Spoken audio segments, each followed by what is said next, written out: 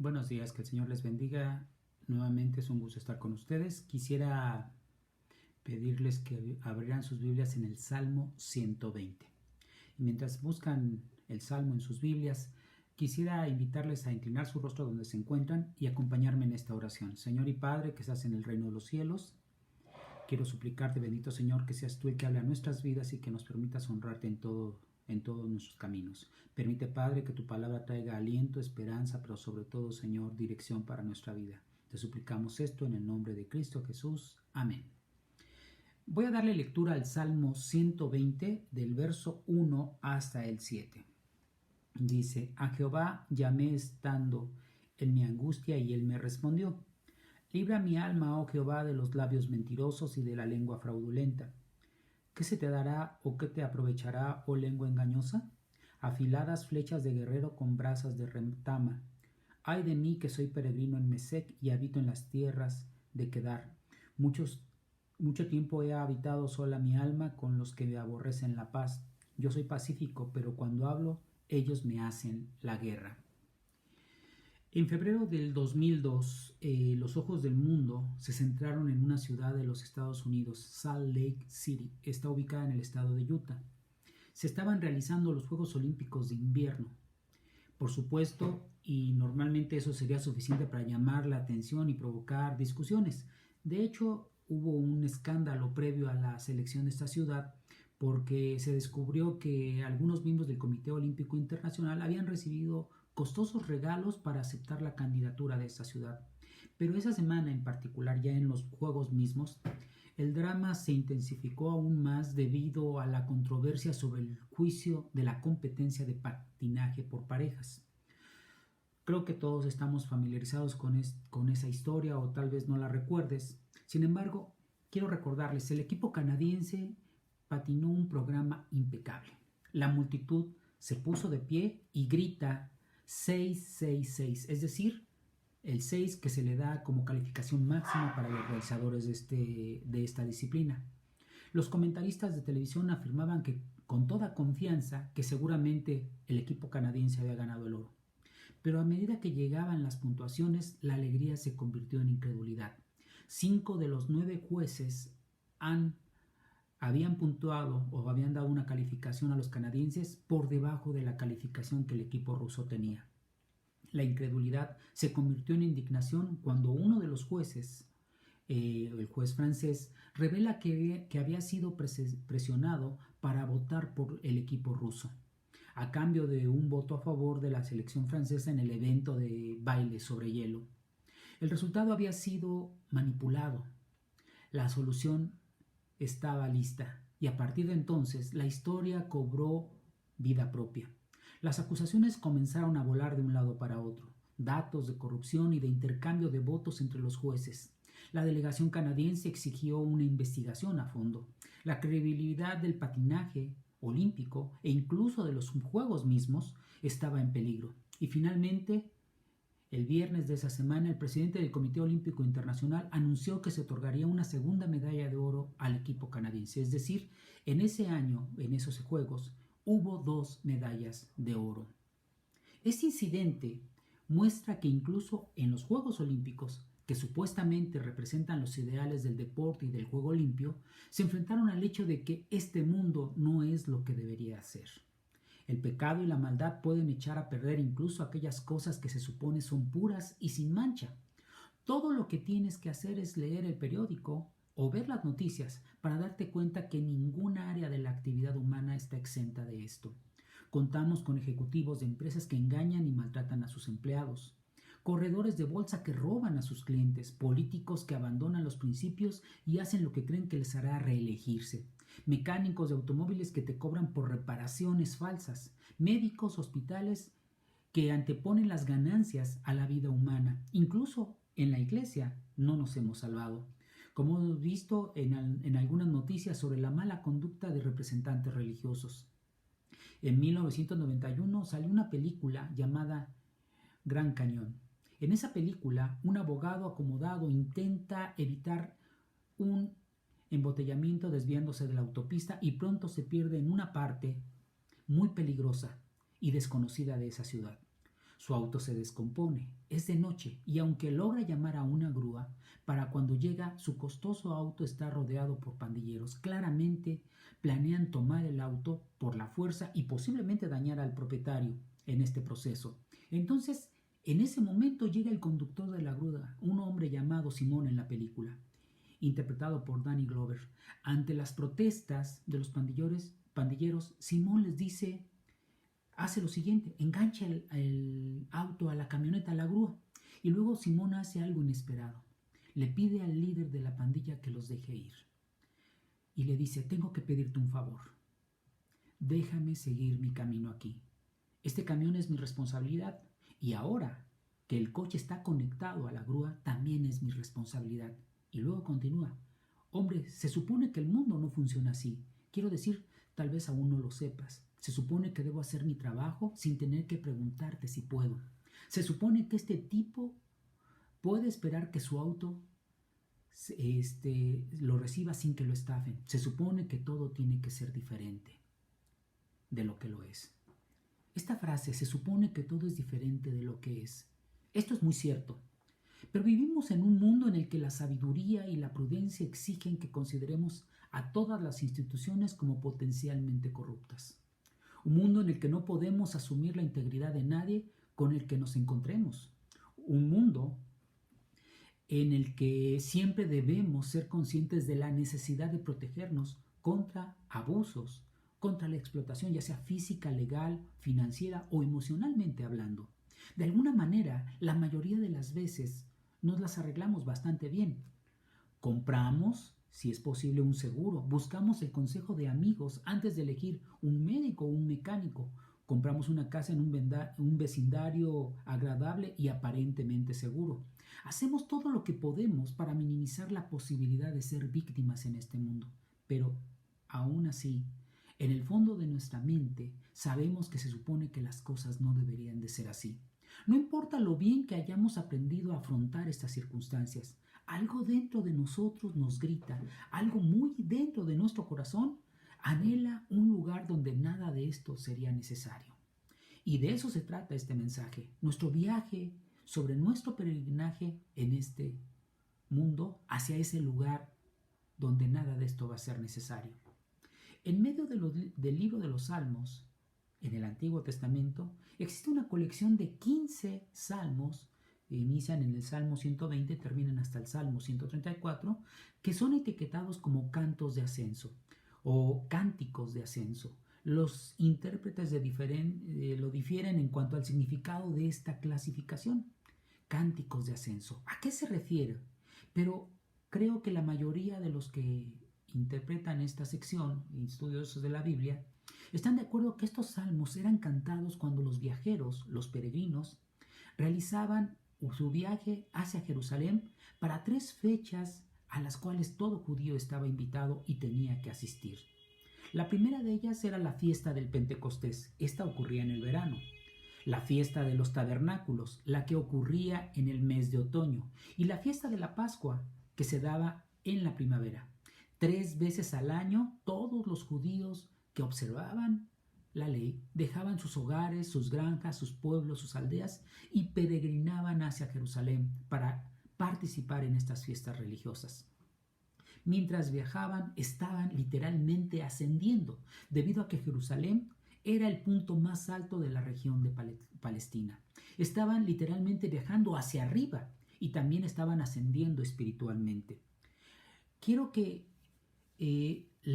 les invito a que lean estos salmos del 120 hasta el 134 para que traten de captar ese acento espiritual a través de estos hermosos salmos.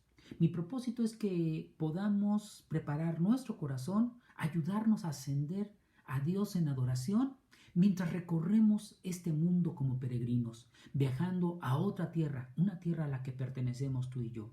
Estos cánticos pueden darnos sabiduría y aliento mientras realizamos este viaje.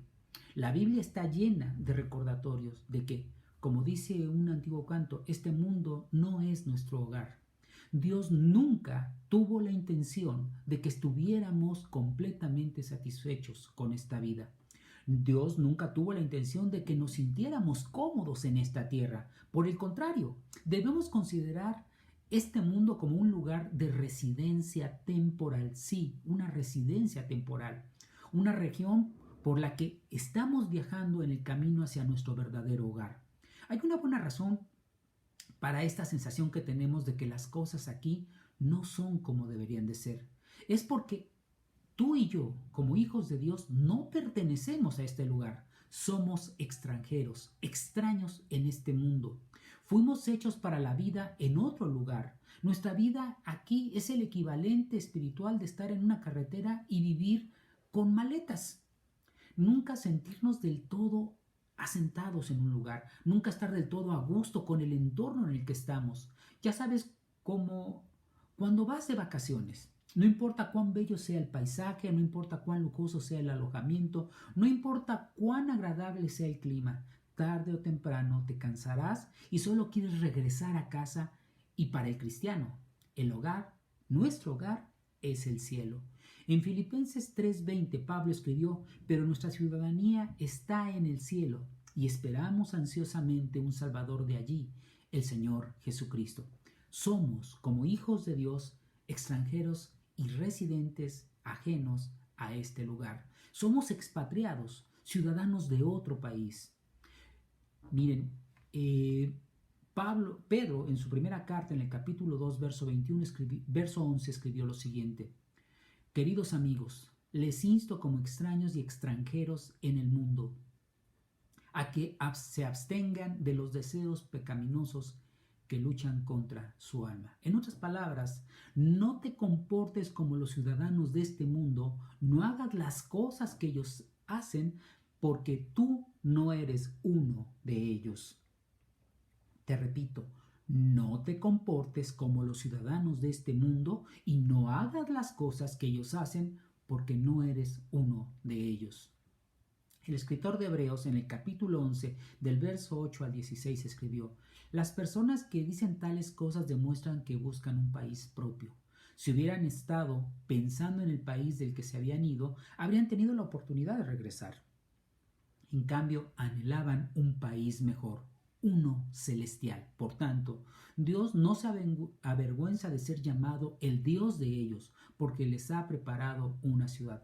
Cuando ustedes lean el capítulo 11 de Hebreos, van a ver una descripción, no solo a la definición de la fe, sino una descripción de los héroes de la fe. Estas personas se comportaron como si esta tierra no fuera su hogar.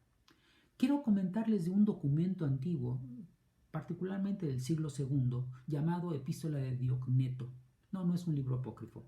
Esta epístola es una carta de un cristiano que es desconocido, dirigida a un pagano prominente llamado Diogneto, en la que este autor, como les decía, que se desconoce, describe y defiende esta extraña nueva religión del cristianismo. Dice una parte de esta carta: los cristianos no se distinguen de otros hombres por el país, el idioma o las instrucciones civiles, porque ni viven en ciudades por sí mismos, ni usan una lengua peculiar, no llevan un modo de vida singular, habitan en ciudades griegas o bárbaras, según sea el caso, siguen el uso del campo en la vestimenta, la comida y los demás asuntos de la vida, pero presentan una conducta admirable y confesadamente paradójica. Habitan en su propia tierra natal, pero como si fueran extraños. Participan en todas las cosas como ciudadanos y sufren todas las cosas como extranjeros. Todo país extranjero es una patria para ellos y toda patria es extranjera. Se casan como todos los demás, tienen hijos, pero no desechan su decencia. Tienen la mesa en común, pero no mujeres. Son en la carne, pero no viven según la carne. Viven sobre la tierra, pero son ciudadanos del cielo. Obedecen las leyes existentes y superan las leyes con sus vidas. Aman a todos y son perseguidos por todos. Son desconocidos y sin embargo están condenados. Son asesinados y cobran vida. Son pobres y enriquecen a muchos. Les falta todo y abundan en todo. Somos extranjeros, tú y yo, querido hermano, y somos extraños en este mundo.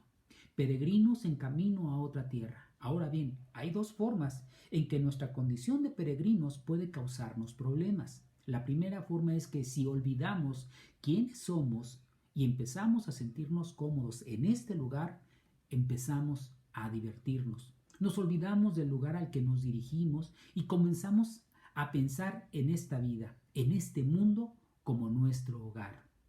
Bueno, y tal vez te preguntes, ¿qué hay de malo en eso?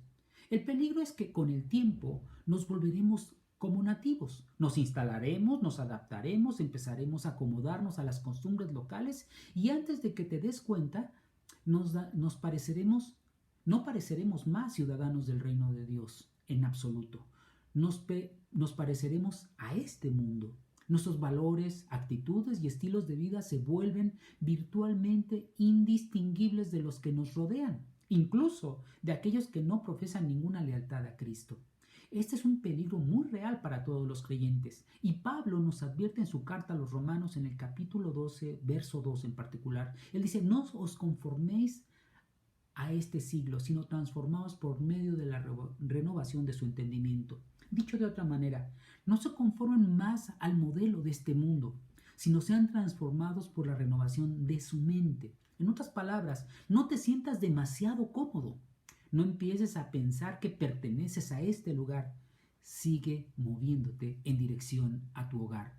El otro peligro es que nos sentimos fuera de lugar, pero creemos que hay algo malo en eso. Creemos que deberíamos sentirnos como en casa en este lugar, en esta tierra. Creemos que se supone que debemos encajar y así en lugar de estar contentos y descansar sabiendo que todo esto es temporal, nos angustiamos, nos preocupamos y nos angustiamos por el hecho de que nos sentimos fuera de lugar. Esperamos que este mundo sea el cielo, cuando en cambio Dios quiso que este mundo nos hiciera desear el cielo. Mientras miramos este Salmo 120, el primer salmo de esta cadena de salmos de ascensión, vemos al autor muy presionado por esta sensación de alineación, esta sensación de estar fuera de lugar. Algunos han sugerido que fue escrito por el rey David durante el tiempo en el que él estuvo exiliado, cuando el rey Saúl estaba tratando de localizarlo para matarlo. Y tenía que vivir entre los pueblos paganos en una tierra extranjera. Podemos sentir el dolor en su voz mientras lamenta su situación y anhela regresar a su país natal. Ahí en el verso 5 y 6 dice, ay de mí que soy peregrino en Mesec y habito en las tiendas de Kedar. Mucho tiempo ha habitado sola mi alma con los que aborrecen la paz. Y en el verso 7, yo soy pacífico, pero cuando hablo ellos me hacen la guerra. En otras palabras, soy hombre de paz, pero cuando hablo son para mí con guerra. Las ciudades de Mesec y Cedar eran pueblos que eran muy poderosos y belicosos. Estaban ubicados al norte y al sur de Palestina. Se caracterizaban por su crueldad. Se enorgullecían de su fuerza militar y de su poder económico. No tenían reparos en atacar y devorar a las naciones que eran más débiles. No solo no deseaban ni buscaban la paz, sino que en realidad odiaban la paz. Amaban el conflicto, la destrucción y el brutal ejercicio del poder. Suena eso como a nuestro mundo, ¿no creen? Si nosotros nos ponemos a ubicar desde el 11 de septiembre del 2001, el mundo cambió como lo veíamos. La seguridad cambió. Se ha vuelto más evidente que hay personas y naciones cuya ambición principal es destruir a todo lo que se oponen a ellos. Aquí en México somos muy optimistas. Nos gusta pensar que todos los demás en el mundo quieren la paz tanto como nosotros. Seguramente si pudiéramos sentarnos a hablar con los líderes de estos movimientos bélicos, tal vez en su tiempo con Osama Bin Laden o Saddam Hussein o el Ayatollah Khomeini, no sé, podríamos llegar a un acuerdo. Podríamos encontrar un terreno común en el cual pudiéramos llevarnos todos bien. Y de hecho muchos tienen esta idea en mente. Pero la verdad es que hay líderes e incluso naciones que no desean la paz. No importa lo que les digan o lo que se haga para favorecerlo. Ellos solo desean la guerra. Eso es frustrante, es trágico. Pero con suerte tiene el efecto beneficioso de recordarnos a ti y a mí que este mundo nunca ha sido y nunca será nuestro verdadero hogar.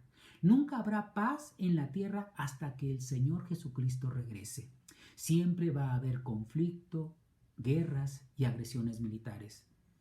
Vemos a Estados Unidos involucrado en una guerra constantemente, si no es contra los de Medio Oriente, es contra Corea del Norte. Vemos que Pakistán contra la India, Israel contra los palestinos, y así sucesivamente vemos conflictos en todas partes. Y si nosotros nos vamos al nivel personal, a veces nos encontramos con personas enojadas, amargadas y maliciosas que no tienen ningún interés en la paz. Los encontramos en el trabajo, en la carretera, en nuestros vecindarios, en el transporte público. Nuestros hijos los reconocen en las escuelas, a veces incluso los encontramos en nuestras propias familias. Y cualquiera que haya sido parte de una disputa familiar, un conflicto con los suegros, un conflicto entre esposos, entre hijos, padres e hijos que rechazan todos los esfuerzos por reconciliarse. Seguramente pueden identificarse con ese salmo. Verso 5 nuevamente. Ay de mí, demasiado tiempo he vivido entre los que odian la paz. Soy un hombre, o si quieres una mujer, de paz, pero cuando hablo solo hay guerra. ¿Qué hacemos entonces cuando esto sucede? ¿Cómo lidiamos con este tiempo de hostilidad constante e inestable? El primer paso es imitar al salmista. Ser brutalmente honestos con nosotros mismos y con Dios. Seguramente puedes gritar en tu corazón al Señor: Señor, no sé cuánto tiempo puedo aguantar esta situación. Estoy cansado, estoy frustrado, estoy desanimado. No parece importar lo que digo. Están decididos a odiarme. Me atacan una y otra vez. No importa lo que haga. Ayúdame, Señor. Dame la fuerza para perseverar. Dame la voluntad de continuar en este camino de fe. Dame la gracia de seguir comprometido con la paz y no dejar que me convierta en una persona de guerra. El segundo paso es poner nuestra seguridad, nuestro bienestar y nuestra felicidad en las manos de Dios. En lugar de pensar en cómo nos vamos a proteger, en lugar de contraatacar, de luchar o de buscar nuestra propia venganza, debemos buscar al Señor para que Él nos proteja y nos reivindique. Necesitamos entregarle nuestra situación por completo al Señor. De hecho, en los versos 1 y 2 leemos: a Jehová llamé estando en mi angustia y Él me respondió. Dicho de otra manera, invoco al Señor en mi angustia y Él me responde. Sálvame, oh Señor, de labios mentirosos y de lenguas engañosas. ¿Cuál es nuestro primer impulso o cuál es tu primer impulso cuando escuchas que alguien te está calumniando? ¿Cuál es la respuesta inmediata cuando alguien está tergiversando o poniéndonos en una mala posición, haciéndonos parecer tontos, esparciendo mentiras entre sus conocidos y nuestros conocidos, verdades a medias y chismes maliciosos, que está destruyendo nuestra reputación? ¿Cuál es nuestra primera respuesta? Seguramente es: voy a defenderme. ¿No es así? Queremos salir corriendo y encontrar a tales personas con las que ha estado hablando y dejar las cosas en claro. Queremos que todo el mundo sepa la verdad, o al menos nuestra versión de esa verdad. Y mientras estamos en ese asunto, nos gustaría compartir algunos chismes desagradables sobre la persona que está chismorreando sobre nosotros. Hay pocas cosas más dolorosas y destructivas que la calumnia. Duelen cuando las personas cuyas opiniones te preocupan y te juzgan, o te critican y difunden rumores sobre ti. Duele ser mal entendido. Duele cuando descubres que las personas que considerabas amigos están dispuestas a creer lo peor de ti, en lugar de darte el beneficio de la duda. Y duele cuando los antiguos aliados se convierten en tus enemigos. Todo sobre la base de una información falsa, sobre mentiras. Y créanme, como pastores, sabemos algo sobre los chismes, las calumnias y las críticas. Pero la respuesta no es perseguir a los perpetradores. La respuesta no es montar una campaña de relaciones públicas. La respuesta se encuentra en ir al Señor, confiarle nuestra reputación. De hecho, aquí dice: invoco al Señor en mi angustia y Él me responde. El Señor responde y le dices: libra mi alma, oh Jehová, de los labios mentirosos y de la lengua fraudulenta. Dios puede defenderte y protegerte. Míralo a Él primero antes de tomar represalias. El tercer paso es buscar justicia en Dios en lugar de tomar el asunto en nuestras propias manos. El Salmo 120, repito el verso 3 y 4. ¿Qué se te dará o de qué te aprovechará, oh lengua engañosa? Afiladas flechas de guerrero con brasas de retama. Lo que tenemos aquí es justicia poética. Las escrituras hablan de la lengua como algo afilado, algo que corta y hiere con mucho dolor y causa lesiones. En el Salmo 64, verso 2 y 3 leemos lo siguiente. Salmo 64, verso 2 y 3. Dice lo siguiente: escóndeme del consejo secreto de los malhechores, del tumulto de los que obran iniquidad. Ellos afilan su lengua como espadas y disponen palabras amargas como flechas. Entonces, ¿qué pasará con aquellos que persisten en su lenguaje malicioso y destructivo, que se niegan a arrepentirse de hacer estas actividades? Dios se encargará de que sufran el debido castigo por su pecado. Los castigará con flechas afiladas de guerreros, con carbones encendidos. El árbol de la retama, como se menciona aquí en el Salmo 120, en el verso 4, con brasas de retama, era conocido por su fuego intenso y duradero. Lo que nos está diciendo aquí el Salmo 120 es que aquellos que han cortado y quemado a personas, metafóricamente hablando, con su discurso sobre estas personas de manera maliciosa, van a ser castigados de manera literal y eternamente en el fuego del infierno. Y así, al final, existirá justicia. Todo se arreglará. Todo mal y todos los malhechores serán destruidos, y los que pongan su confianza en Dios serán salvos. En Romanos 12:19 Pablo escribió: amigos míos, no se avergüencen, no se venguen, sino dejen lugar para la ira de Dios, porque escrito está: mía es la venganza, yo pagaré, dice el Señor. ¿Es esta toda la historia? No, porque un lamento contra el mal y la injusticia en el mundo es también un lamento contra el pecado y la corrupción en nuestros propios corazones. Ninguno de nosotros está completamente libre de culpa. Ninguno de nosotros puede reclamar la perfección moral. Todos los hombres somos culpables ante Dios. Nuestra única esperanza de perdón es confiar en la muerte sustitutiva de Cristo en esa cruz. Jesús como el Salvador, dando su vida por nuestro pecado. A medida que nos afligimos y sufrimos a manos de otros, también deberíamos reconocer el dolor y el sufrimiento que nosotros mismos hemos causado. Tú y yo hemos dañado a otras personas. De lo contrario, nuestra indignación por la injusticia que se nos ha hecho puede convertirse en una palabra que no nos gusta: hipocresía. Hipocresía por una justicia propia. Si Dios juzgara a los malvados,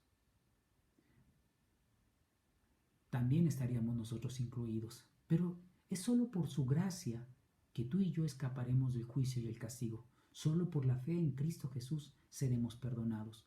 Pablo, nuevamente ahí en su carta a los Romanos, en el capítulo 2, verso 1, dice: tú, por tanto, no tienes excusa. Tú que juzgas a otro, porque en cualquier momento en ese es que te juzgue al otro, te estás condenando a ti mismo, porque tú que juzgas haces lo mismo. Jesús nos ofrece un escape de la condenación y la ira de Dios. Es necesario que lo tomemos. El apóstol Juan en el capítulo 5, verso 24 escribió: de cierto os digo, el que oye mi palabra y cree al que me envió, tiene vida eterna.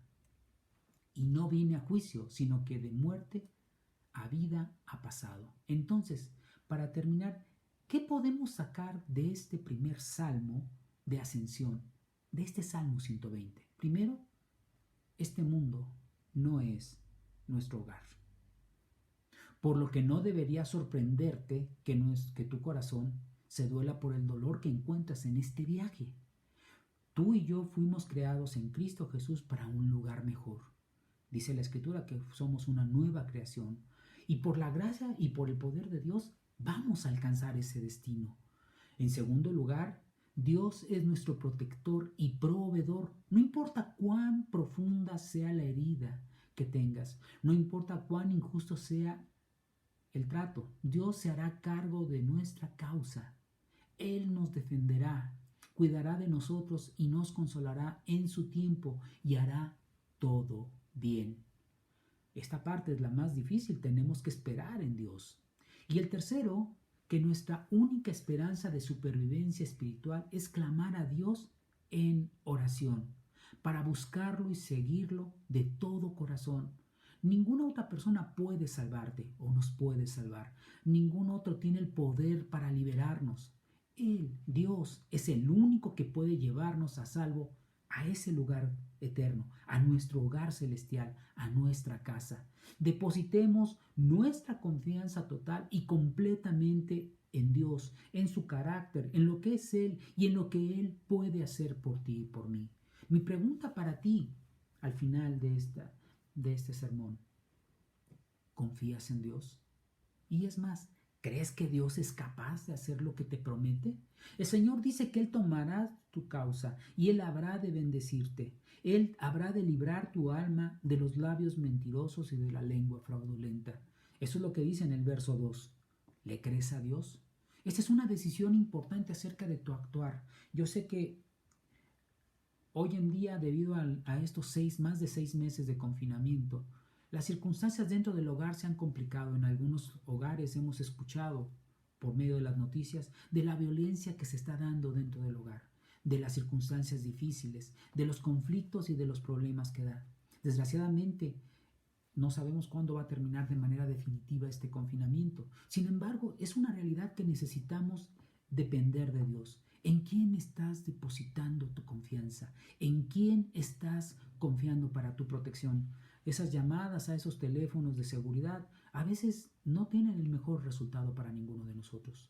Yo quiero invitarte a que tomes la decisión de actuar como la palabra de Dios nos enseña, sabiendo que esta tierra no es nuestro hogar, sabiendo que la mejor respuesta delante de Dios es ser obedientes a lo que su consejo divino trae para nosotros. Y en ese proceso seguir ascendiendo hacia nuestro hogar, hacia esa celebración particular, hacia ese lugar de celebración que es nuestro hogar eterno, el cielo, de junto ante la presencia de nuestro Dios.